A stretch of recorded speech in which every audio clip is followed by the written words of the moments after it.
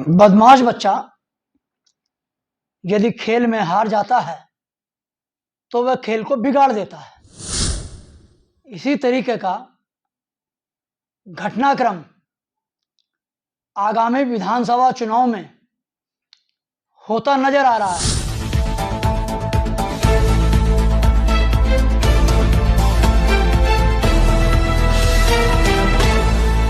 नमस्कार, आज बात होगी 2022 में 5 राज्यों में होने वाले विधानसभा चुनाव की। विधानसभा के चुनाव पंजाब, उत्तर प्रदेश, उत्तराखंड, मणिपुर और गोवा में संपन्न होने हैं। इन चुनावी को लेकर राजनीतिक दलों में महातूफान मचा है। 4 राज्यों में भारतीय जनता पार्टी की सरकार है, जिनमें उत्तर प्रदेश, मणिपुर, गोवा और उत्तराखंड है। वहीं पंजाब में कांग्रेस की सरकार है। भारतीय जनता पार्टी ने पूरा दमखम उत्तर प्रदेश में लगा रखा है। प्रधानमंत्री पिछले 1.5 महीने में लगभग 1 दर्जन बार उत्तर प्रदेश का दौरा कर चुके हैं और लगातार कार्यक्रम कर रहे हैं।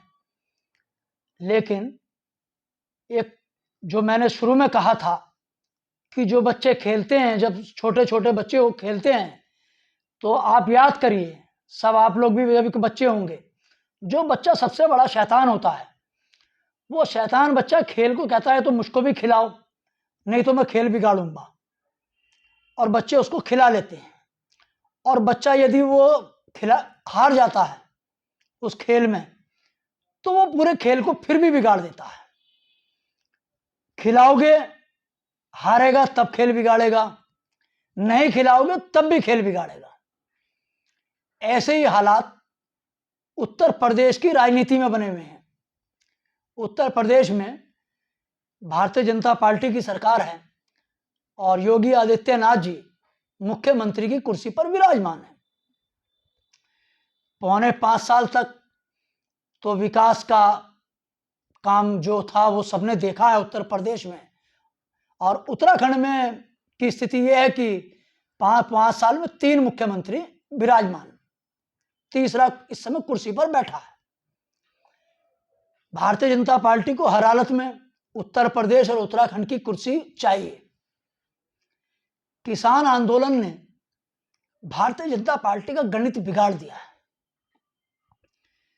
किसान आंदोलन की वजह से पश्चिमी उत्तर प्रदेश पूरी तरीके से भारतीय जनता पार्टी के जो कब्जे में था, 135-36 सीटों में से 109 सीटों पर कब्जा था, वो इस बार होता नजर नहीं आ रहा है। उत्तर प्रदेश के पूर्वांचल में सपा के साथ जो गठबंधन हुआ है, उस गठबंधन ने भी पूर्वी उत्तर प्रदेश का खेल बिगाड़ दिया है। अब बात करते हैं उत्तराखंड की। उत्तराखंड में जब से बना है तब से एक बार कांग्रेस, एक बार भाजपा, एक बार कांग्रेस, एक बार भाजपा। 2017 में 57 सीटें लेकर जो है भारतीय जनता पार्टी कुर्सी पर विराजमान हुई थी। इतना महान बहुमत था कि जिसको लेकर बड़ा शोर था। और ऐसी परिस्थितियों में भारतीय जनता पार्टी के राष्ट्रीय नेतृत्व को इतने बड़े बहुमत होने के बाद 3 मुख्यमंत्रियों को बदलना पड़ा। जो कहा जाए कि एक मुख्यमंत्री का कार्यकाल लगभग 4 साल का रहा, दूसरे का 3-3.5 महीने और तीसरे जो अब विराजमान युवा मुख्यमंत्री हैं। भारतीय जनता पार्टी का राष्ट्रीय नेतृत्व लगातार उत्तर प्रदेश और उत्तराखंड सहित अन्य राज्यों में सर्वे करा रहा है। अब ये एक तरफ सर्वे चल रहा है, सर्वे की जो रिपोर्ट आ रही है वो भाजपा के अनुकूल नहीं है। ऐसे में भारतीय जनता पार्टी में कशमकश के दौर से गुजर रही है। उसका नेतृत्व इस चुनाव से में अगर हार देखता है तो उससे कैसा बचा जाए, चुनाव भी ना हो और इज्जत भी बच जाए, ऐसा रास्ता निकालने की तैयारी कर रहा है।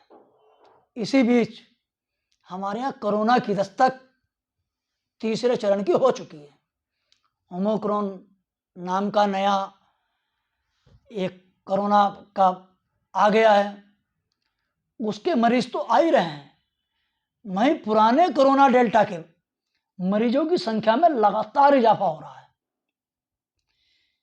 एक तरफ लगातार राजनीतिक दलों की रैलियां चल रही हैं, जिसमें भारतीय जनता पार्टी के नेता भी रैली कर रहे हैं, समाजवादी पार्टी के राष्ट्रीय अध्यक्ष अखिलेश यादव भी कर रहे हैं, और कांग्रेस की प्रियंका गांधी भी कर रही है, राहुल गांधी भी कर रहे हैं।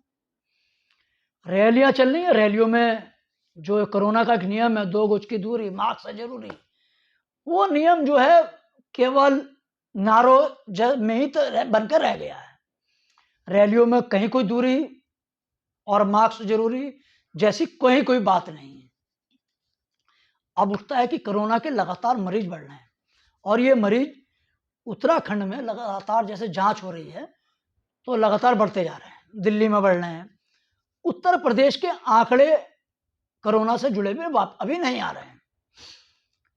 अगर आंतरिक सर्वे की रिपोर्ट को भाजपा लागू करती है तो इस चुनाव से बचने का एक ही रास्ता है कि कोरोना के मरीजों की संख्या में इजाफा।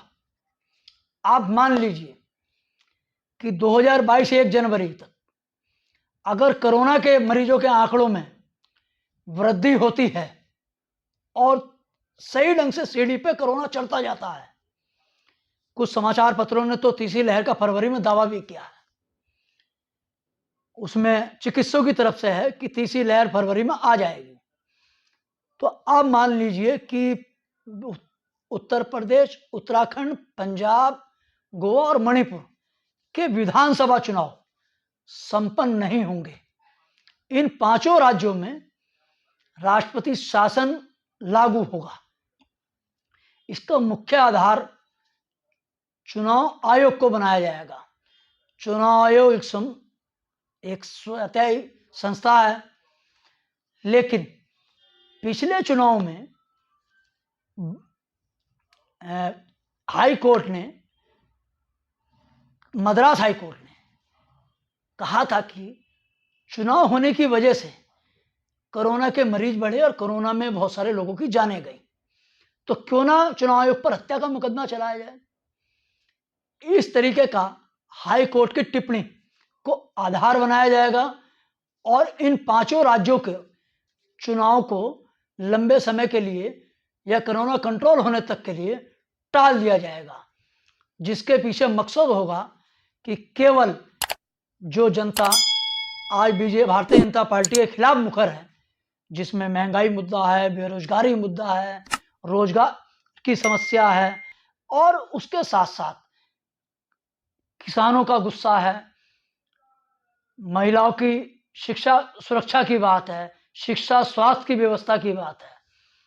ये सब मुद्दे जो हैं किसी ढंग से शांत हो जाएं, और जो मुखर हो रहे हैं, जैसे बैंक कर्मी भी अभी हड़ताल पर गए, उनका भी गुस्सा है, 9 लाख कर्मचारी कम नहीं होते।